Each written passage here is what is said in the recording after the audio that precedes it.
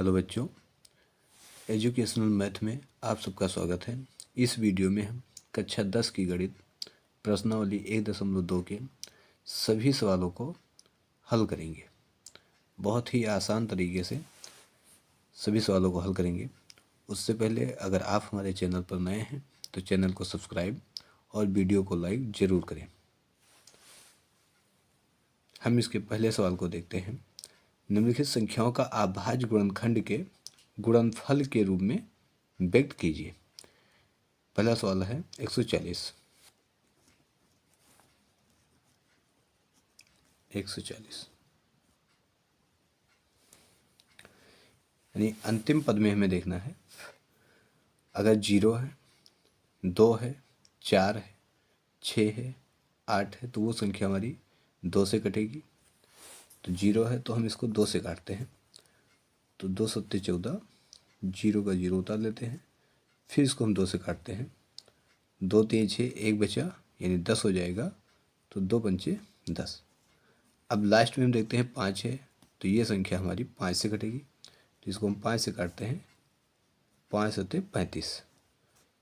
7 है, इसको हम 7 से काट लेते हैं, 7 एकम 7। यानी 40 का जो अभाज्य गुणनखंड होगा वो होगा 2 गुणे 2 गुणे 5 गुणे 7। यानी इसको हम लिख सकते हैं 2 की घात 2 गुणे 5 गुणे 7। ये हमारा हो गया पहले सवाल का आंसर। अब हमारा दूसरा सवाल था 156। तो इसके अंतिम पद में हम देखते हैं कि 6 है, यानी ये संख्या हमारी जो है 2 से विभाज्य हो जाएगी, तो इसको हम 2 से विभाजित करते हैं। तो 2 सत्ते 14, 1 बचा यानी 16 हो जाएगा, तो ये हो गया 2 अट्ठे 16। यानी अब अंतिम पद में 8 है तो इसको भी हम 2 से विभाजित करेंगे। तो 2 3 6, 1 बचा, 2 9 18। अब देखते हैं कि जो हमारा 39 है, यानी इसको हम जोड़ के दोनों संख्याओं को देख लेते हैं। तो 9 3 12 जो कि क्या है 3 से विभाज्य है, तो इसको हम 3 से विभाजित करते हैं। 3 एकम 3, 3 त्रिक का 9। 13 एक अभाज्य संख्या है तो इसको हम 13 से ही इसको हम काट देंगे। तो यानी 156 जो है, 156 का गुणनखंड आता है 2 गुणे 2 गुणे 3 गुणे 13। यानी इसको हम लिख सकते हैं 2 की घात 2 गुणे 3 गुणे 13। तो ये हो गया हमारा दूसरे सवाल का आंसर।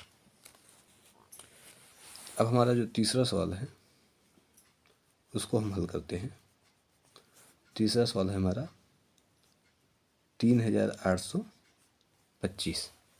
यानी लास्ट में हमें देखना है कि इकाई का अंक जो हमारा है वो 5 है, यानी इस संख्या को हम 5 से ही विभाजित करेंगे। तो कितनी बार में जाएगा?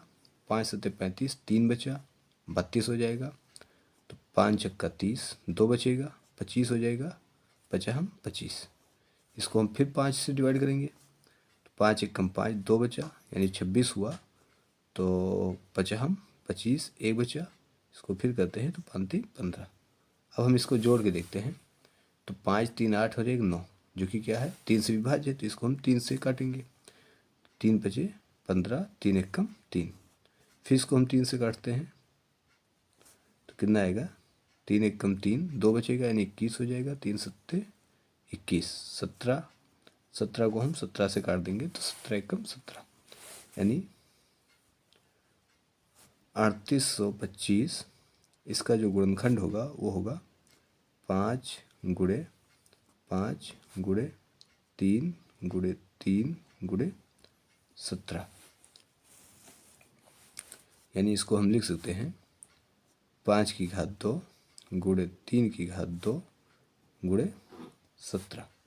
तो ये हो गया हमारा तीसरे सवाल का आंसर। अब हम इसके चौथे सवाल को हल करते हैं। चौथा सवाल हमारा है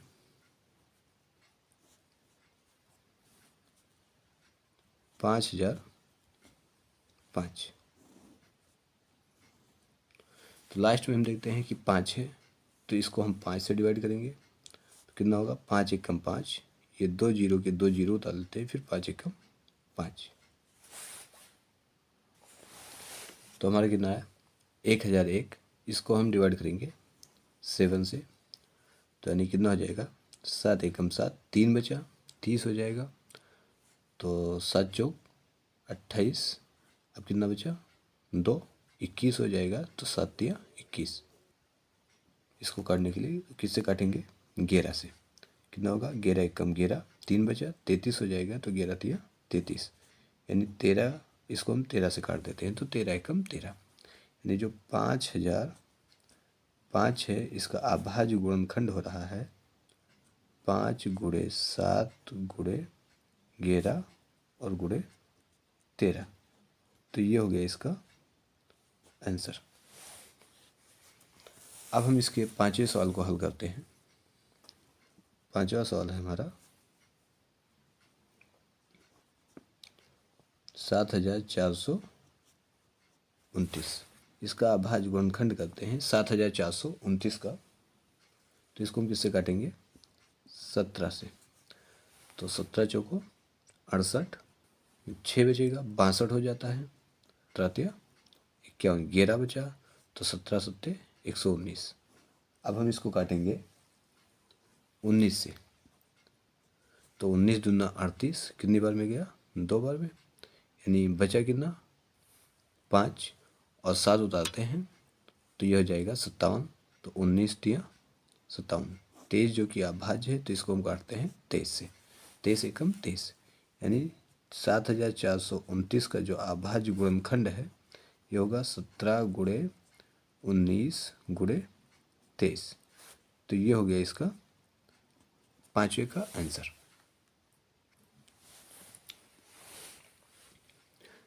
अब हम इसके दूसरे सवाल को हल करते हैं। तो दूसरा सवाल हमारा है, पूर्णांकों के निम्नलिखित युग्मों के HCF और LCM ज्ञात कीजिए तथा इसकी जांच कीजिए कि दो संख्याओं का गुणनफल HCF और HCF इंटू LCM है।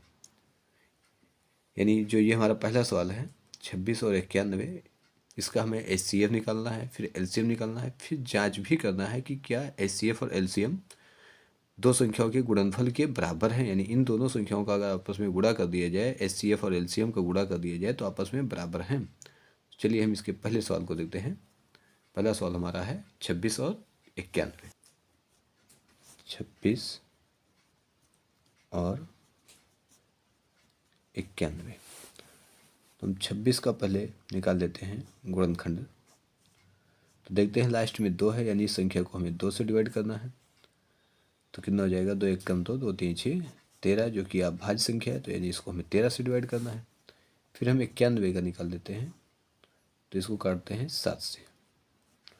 तो 7 एक कम 7 हो जाता है, 2 बचता है, 7 तिया 21, यानी 13 आया। इसको फिर हम काट देते हैं, 13 एक कम 13, यानी 26 का जो है ये आया है 2 गुणे 13, और 91 का जो है ये आया है 7 गुणे 13। हमें निकालना है इसका LCM। LCM निकाल लेते हैं।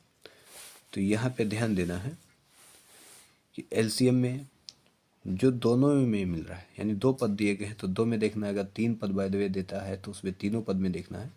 तो जो दोनों में दिया गया हो, जो दोनों में मिल रहा हो उसको एक बार लिखना है, जो एक में मिल रहा है उसको एक बार लिखना है। तो हमारा 2 यहाँ है, नीचे नहीं है, तो इसको हम लिख लेते हैं एक बार। 7 नीचे वाले पद में है तो 7 को भी एक बार लिख लेना है।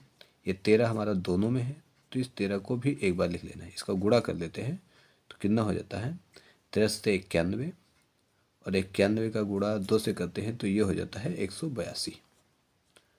HCM निकाल लेना है, यानी 26 बराबर कितना, 2 गुणे 13, और 91 का जो गुणनखंड आया था वो आया था 13 और 7 गुणे 13, यानी इसका हम निकालते हैं HCF।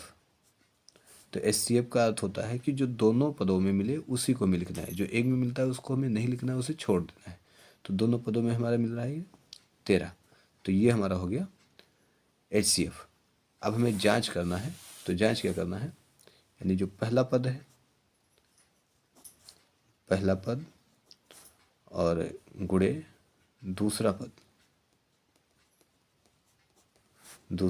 बराबर LCM गुणे HCF, यानी ये दोनों आपस में बराबर होने चाहिए।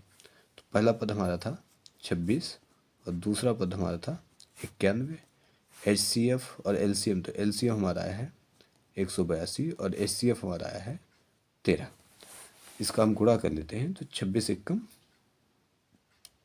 26 यानी 6, और हासिल जो हमारा आया था वो आया 2।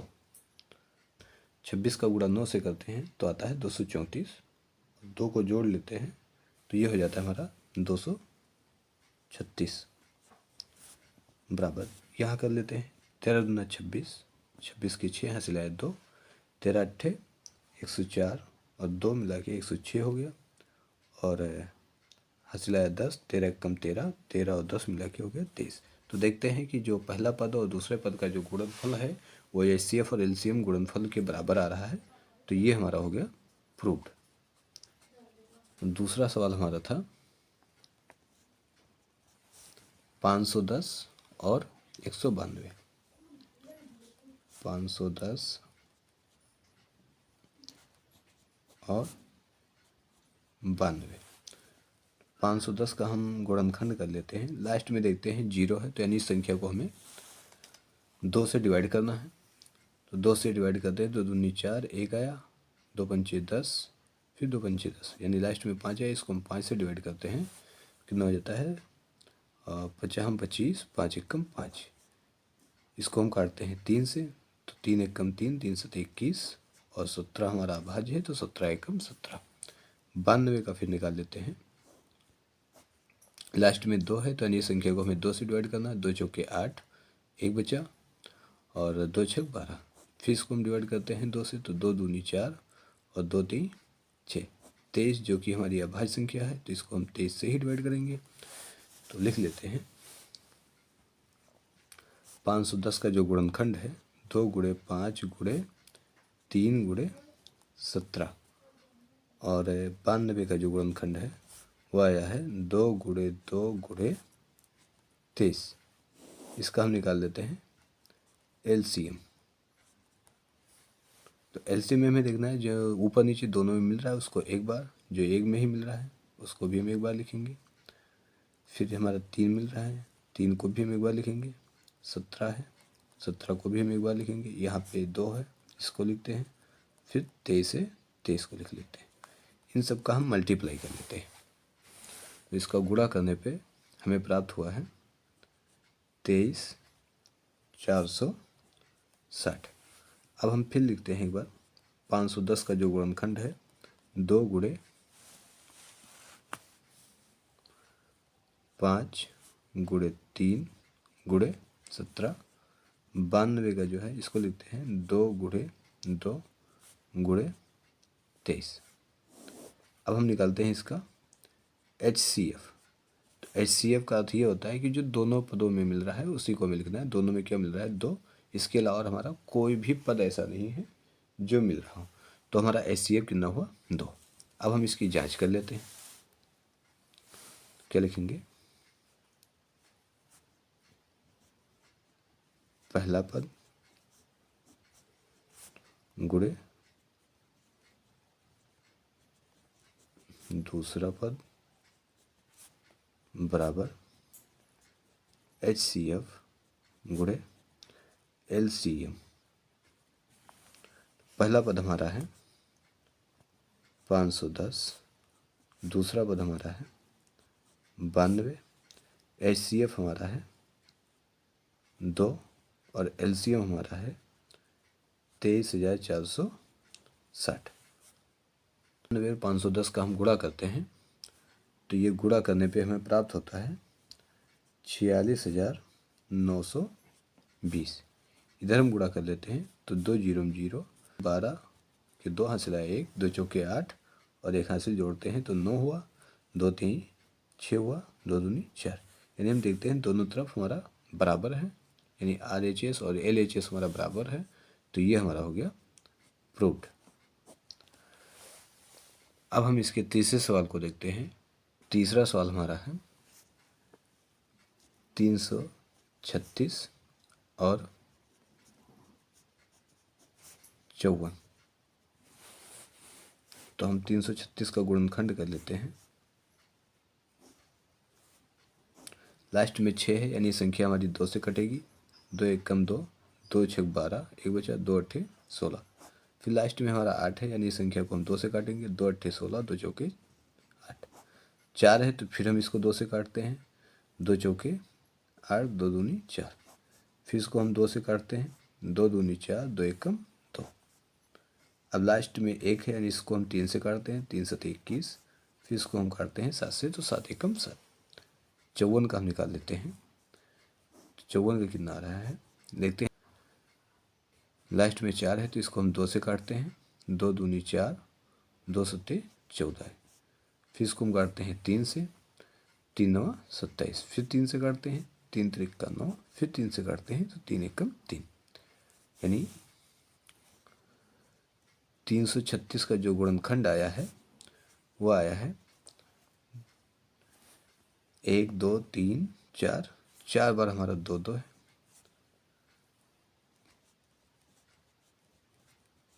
और गुणे लगाना है 3 गुणे 7। 54 का जो गुणनखंड आया है ये आया है 2 गुणे 3 गुणे 3 गुणे 3। इसका हम निकालते हैं एलसीएम। तो देखते हैं दोनों में 2 मिल रहा है, इसको लिख लेते हैं। ये नहीं मिल रहा है, यानी कितनी बार 3 बार, तो 3 बार और हमें लिख लेना है। कुल मिला के हमें 4 बार 2 2 लिख लेना है। 3 बार हमें 3 3 लिख लेना है,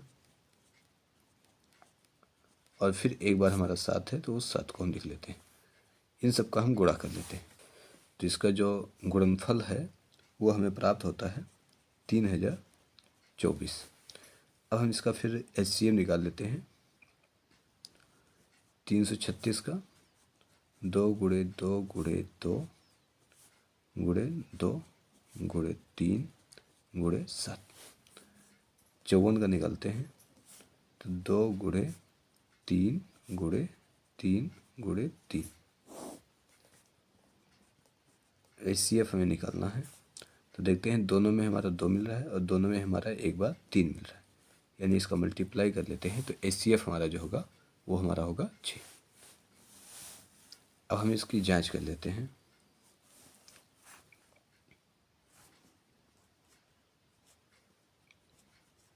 पहला पद, इसको गुणा करते हैं। दूसरा पद, और ये जो बराबर होना चाहिए एचसीएफ और एलसीएम बराबर होना चाहिए। तो पहला पद हमारा है 336 और दूसरा पद हमारा है 54 बराबर एचसीएफ जो हमारा है वह है 6 और एलसीएम हमारा है 3024। इसका हम गुणा करते हैं, तो गुणा करने पे हमें प्राप्त हुआ है 18,144।